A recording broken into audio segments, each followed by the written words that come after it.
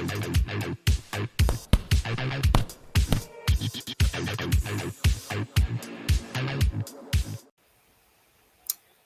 boxing fans around the world. Thank you for joining us once again on Talk and Fight for another episode of Boxing News Today.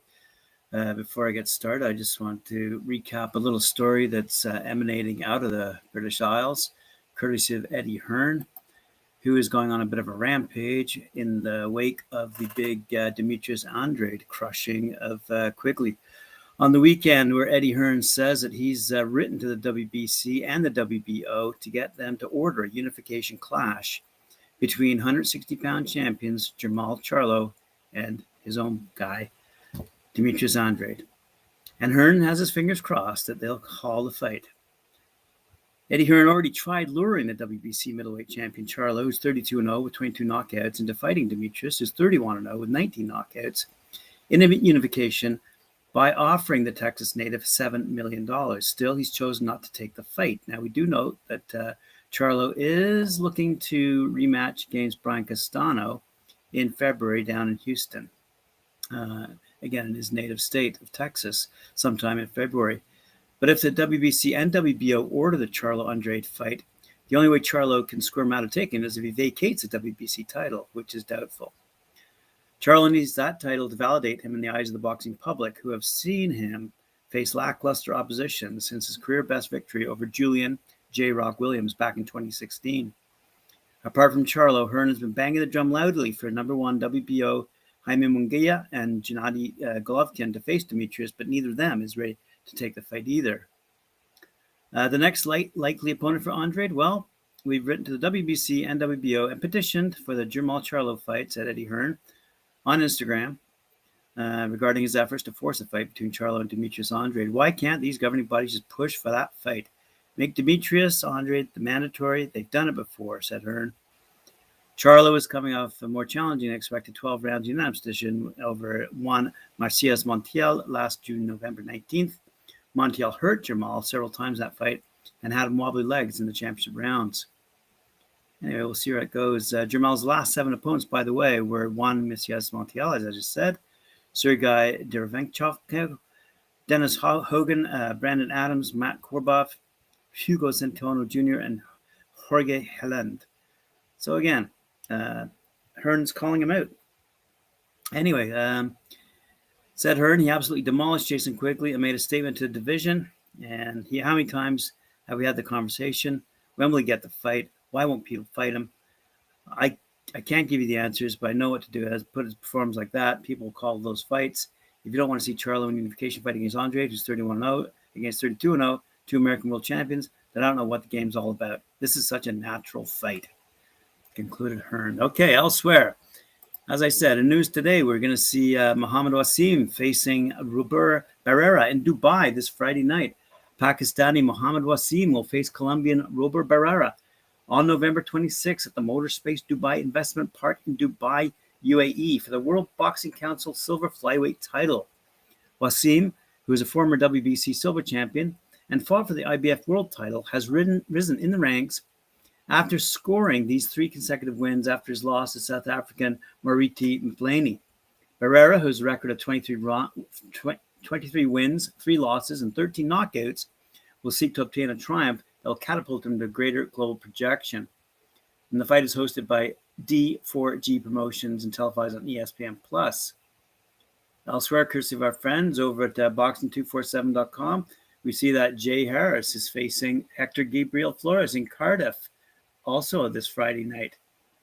Jay Harris hopes a victory over Hector Flores can put him in the fast track to a world title shot at 108 pounds as the 2 men prepare to meet for their vacant WBA Intercontinental Light Flyweight title on Friday's MTK Fight Night. They collide on the co-promotion between MTK Global and Mo Pryor at the Vale Sports Arena in Cardiff on Friday, with the event broadcast live in the US on ESPN Plus in association with Top Rank and worldwide on IFL TV. Harris, who's 18-2 with 9 knockouts, is dropping down from flyweight to compete in a new weight class when he faces unbeaten Flores, who's 18-0-4 with 9 knockouts, and the Swansea fighter has big ambitions in this weight division. Said Harris, I'm really excited to be fighting back in Wales. I haven't fought there since 2019, and I'm looking forward to a home crowd. I'm taking a lot of fans up there from Swansea, and we've got another local Swansea lad on the bill in Ben Crocker. So I believe it will be rocking. And good luck to him. In big news, though, I guess, coming up this weekend, Teofimo Lopez faces George Kambosos Jr. this Saturday night. I'll be live on DAZN. Should be our watch party as well. I imagine it will, courtesy of Mike Gore and Cedric Ben. We'll wait and see, though. Lopez and Kambosos Jr. will finally have their long-awaited fight in the World Boxing Association Lightweight Super Championship on Saturday night at Madison Square Garden Theater in New York City. The confrontation between Lopez and Kambosos has been on the table for several months, but different drawbacks, such as the positive COVID-19 result for the champion and even a change of promoter along the way, has been delaying the fight. The takeover will come out of a year-long inactivity to prove that his position is number one in the division, but he'll have to pass tough tests against Kambosos, an undefeated fighter who will not be easy for the Monarch. The 28-year-old Australian comes into the bout after defeating veteran Lee Selby.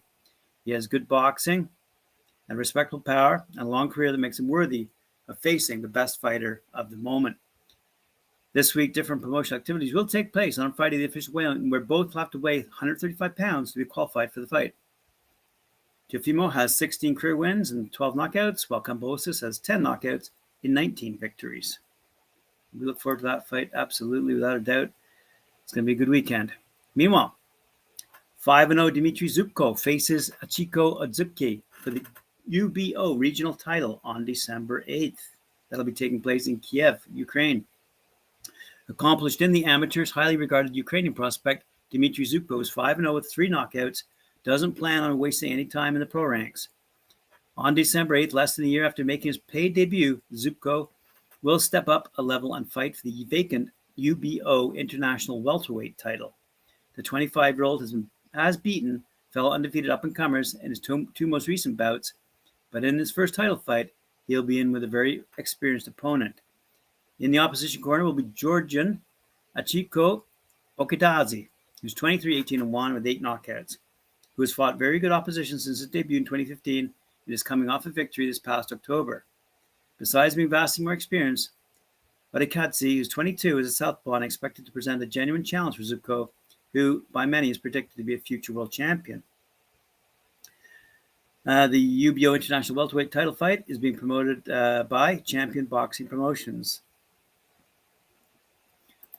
Elsewhere in the world, and for a fight that's coming up on December 18th, Tommy Fury has vowed to prove his credentials by knocking out Jake Paul inside a 1 round when they got into bad-tempered argument ahead of their grudge fight. Paul sat in a swimming pool and shouted back and forth with Fury over a press conference on Wednesday before their fight, and their animosity, which began on social media. It gets settled in the ring, as I said, December 18th. Talkin doesn't win fights, Tommy Fury said. I'm not engaged in all this because I don't care. I'm not using Instagram because I don't care. When he jumps through the ropes, he will realize I'm not a YouTuber. WBC heavyweight champion Tyson Fury, acting as his younger brother's trainer for this fight, said, "Poor old Jake Paul will get severely knocked out. Jake and Logan Paul are not fighters. Tommy will knock him into next week." Paul shouted back, "He doesn't have a chin. He's never been hit hard by anybody. He has fought nobody. He couldn't crack an egg." Tommy Fury replied, "After our last fights on the same card, I rocked up with 4 people to his after party. I saw him, and what did he do? He didn't do anything. He sent a security man over to say, 'Please leave.' When he gets in the ring with me, he'll find his level. He'll be out in the first round." Paul then responded, "Tommy's a fan of mine. He asked for my picture back in 2017. Tommy Fury replied, "I asked Jake's brother, Logan Paul. You're living off your brother's name," he shouted. Paul claimed his training camp has been longer, has included a high caliber of sparring partners than Fury's, and he traded insults with his opponent's father, John. "You're vicariously living through your sons," Paul told John Fury.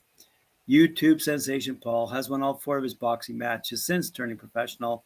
He most recently beat 2 ex-UFC fighters.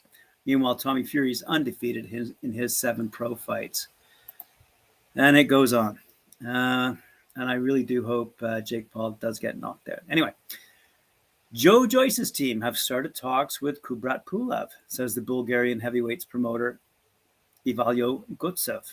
Yes, absolutely, they are reaching out. They're talking to us, but when they get serious, they'll know who to call. Kubrat Pulev's promoter confirmed that contact has been made about the Joyce fight. The British contender is within touching distance of a world title fight after stoppage victory over Carlos Talkin in July. But Joyce is assessing his future options, which could include a clash with Pulev, who was stopped by Anthony Joshua while challenging for the WBA, IBF, and WBO belts last December. He's definitely looking forward to some good clashes this coming year, 2022, Pulev's promoter said. We've been getting lots of offers. Joyce is looking for us. Kubrat is definitely not a stepping stone for no one. So we're going to pick and choose our battles and get him back to where he feels great. It's all about how he wants to enter the ring and how long he wants to keep going for.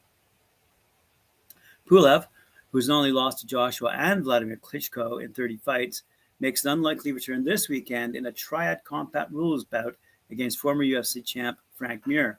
If he emerges victorious, then negotiations could be resumed about another fight in Britain. Asked if he's been contacted by Joyce's team, Gutsev told Sky Sports, yes, absolutely, they are reaching out, they're talking to us, but when they get serious, they'll know who to call. I want to hear from Joyce's promoter Frank Warren himself. Joyce has also been linked with fighting his Tyson Fury, who is awaiting confirmation of his next opponent, with the WBC yet to announce an expected mandatory defense versus Dillian Whyte. Joyce will fight anyone, Joyce's management, SJAM, told Sky Sports.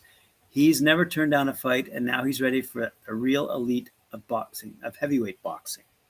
He's number one with the WBO, number two with WBC, and he wants to win belts. I'm speaking to his promoters, headed by Frank Warren, regularly, and they know what our objectives are.